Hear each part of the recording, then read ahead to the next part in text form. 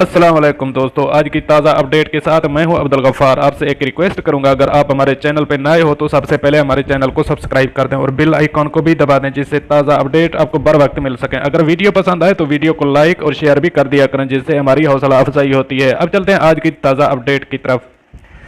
सुष्मिता सेन की सूरत अल असर पढ़ने की वीडियो वायरल। अब इस खबर की तफसील। मुंबई साबिक मिस यूनिवर्स और बॉलीवुड की नामवर अदाकारा सुष्मिता सेन की एक वीडियो को सोशल मीडिया पर काफ़ी पसंद किया जा रहा है, जिसमें वो सूरत अल असर पढ़ती हुई नजर आ रही है। सुष्मिता सेन ने अपने लाखों मदाहों को इस वक्त खुशगवार हैरत में मुब्तला कर दिया जब सोशल मीडिया पर लाइव चैट सेशन के दौरान उन्होंने कुरान पाक की सूरत अल असर पढ़ी। सुष्मिता सेन ने सूरत अल असर से पहले बिस्मिल्लाह पढ़ी, इसके बाद सूरत अल असर पढ़ी। इंस्टाग्राम पर लाइव चैट सेशन के दौरान सुष्मिता सेन की बेटियां और उनके दोस्त भी मौजूद थे और सुष्मिता सेन की एक बेटी ने भी अपनी वालदा के हमरा सूरत अल असर पढ़ी।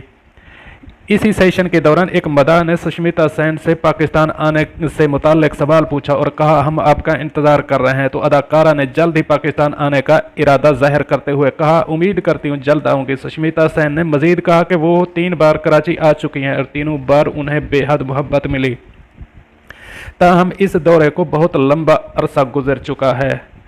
वाज़ेह रहे, ये पहली बार नहीं है जब सुष्मिता सेन ने सूरत अल असर की तिलावत की है। इससे कबल 2017 में भी शारजाह में एक तकरीब के दौरान एक सहाफ़ी ने सुष्मिता सेन से कहा था कि आप पाकिस्तान और भारत में अमन के लिए क्या पैगाम देना चाहेंगी, जिसके जवाब में अदाकारा सुष्मिता सेन ने कुरान पाक की सूरत अल असर की तिलावत करके तकरीब में मौजूद तमाम लोगों को हैरान कर दिया था।